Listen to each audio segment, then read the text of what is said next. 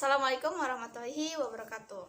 Pada video sebelumnya saya sudah menjelaskan mengenai kedaruratan pada medis 1, yang dimana pada kedaruratan medis 1 itu di dalamnya ada penanganan pada gigi lepas, gigi patah, mimisan, dan asma. Nah, pada video kali ini saya akan menjelaskan mengenai kedaruratan medis 2.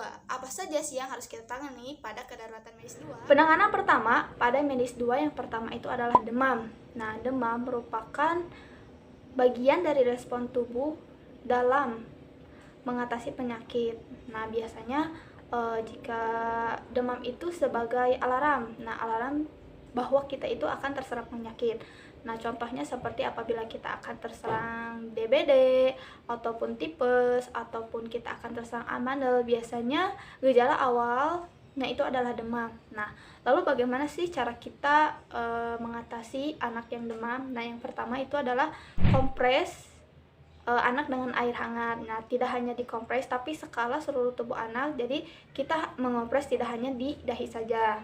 Selanjutnya berikan anak air putih agar untuk meredam demam semakin tinggi. Karena dalam sebuah penelitian disebutkan bahwa pada saat demam kebutuhan air putih meningkat sebanyak 150% dari biasanya. Lalu demam juga bisa disebabkan karena kurangnya air putih atau dehidrasi pada orang yang terserang demam. Nah, lalu yang selanjutnya adalah hindari pakaian atau berselimut yang berlapis-lapis, karena itu akan menghambat pertukaran suhu tubuh dengan udara. Nah, dan yang terakhir, jika demam tidak kunjung menurun atau misalkan disertai dengan lemas dan dehidrasi, harap anak segera dibawa ke rumah sakit untuk penanganan lebih lanjut mengenai penyakit yang diderita oleh anak. Penanganan kedua pada kedaruratan medis 2 itu ada kejang, yang dimana kejang itu merupakan kekakuan tubuh atau alat gerak akibat dari kontraksi otot atau relaksasi otot yang terkendali.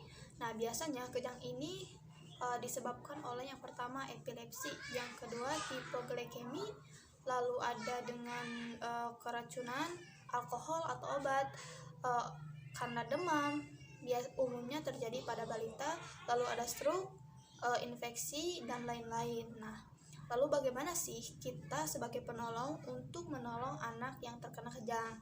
Nah, pada umumnya kita sebagai penolong tidak melakukan banyak, tetapi karena kejang itu biasanya terhenti karena sendirinya.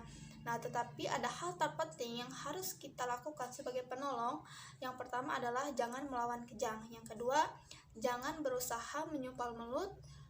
Yang ketiga, jaga pernapasan. Dan yang keempat, hindari dari bahaya sekitar. Nah, teman-teman, untuk penanganan kedaruratan medis 2 yang ketiga itu ada epilepsi. Nah, dimana epilepsi ini merupakan gangguan pada sistem saraf pusat atau aktivitas sel saraf di otak.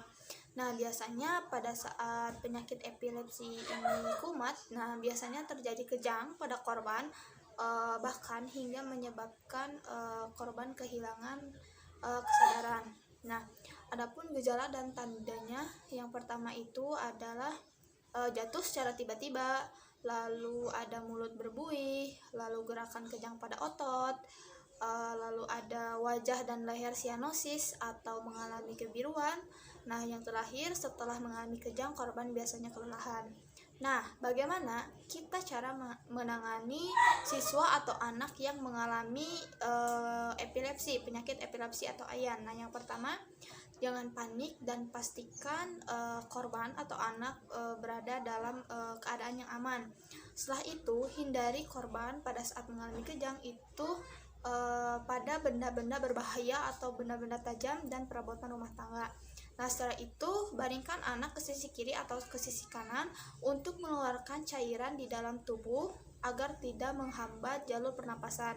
Nah, pada saat anak mengalami kejang, kita jangan sekali-sekali memasukkan benda atau sesuatu ke dalam mulut korban, karena itu bisa saja menghambat jalan napas korban. Nah, setelah kejang berakhir, pantau kondisi anak, apakah anak masih bernapas atau tidak.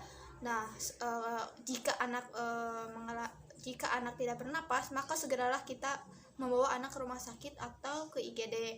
Nah, Selama dan setelah kondisi kejang, biasanya anak mengalami kebingungan, seperti apa sih yang terjadi pada diri saya gitu ya. Nah itu kita tenangkan anak dan jelaskan secara baik-baik apa yang telah dialami oleh anak, dan juga katakan bahwa kita sebagai guru atau penolong akan selalu bersama anak. Nah yang terakhir, biarkan anak istirahat, hindari untuk memberikan obat tambahan kepada anak kecuali dengan resep dokter. Nah, bagi penanganan kedaruratan medis 2 yang terakhir itu ada pingsan. Di mana pingsan ini adalah kehilangan kesadaran akibat pasokan darah ke otak berkurang. Nah, biasanya kalau di sekolah dasar, pingsan ini terjadi pada saat anak terlalu lama berdiri pada saat upacara bendera. Nah, gejala atau tanda pada pingsan itu sendiri yang pertama itu ada perasaan linglung, disertai dengan pandangan berkunang-kunang, lemas, keringat dingin, kurangnya respon, menguap, bahkan sampai denyut nadi yang melemah. Nah, lalu bagaimana sih kita sebagai penolong untuk menolong anak yang mengalami pingsan? Nah, yang pertama adalah bawa penderita ke tempat aman dan segar. Nah, apabila anak pucat, tinggikan tungkai anak, baringkan siswa dan tinggikan tungkai. Lalu periksa respon si penderita. Selanjutnya longgarkan pakaian atau hal-hal yang mengikat seperti sabuk atau pendasi. Lalu bila perlu beri penderita rangsangan wangian. Nah setelah itu bila penderita sudah pulih, sarankan posisi recovery. Apa itu posisi recovery? Posisi recovery itu meninggikan tungkai agar lebih tinggi daripada jantung. Nah yang terakhir, beri minum apabila anak sudah bisa duduk. Nah itulah 4 hal yang harus kita lakukan dan bagaimana cara penanganannya di dalam kedaruratan medis 2. Terima kasih telah menonton video ini, semoga bermanfaat. Sampai jumpa di video selanjutnya. Wassalamualaikum warahmatullahi wabarakatuh.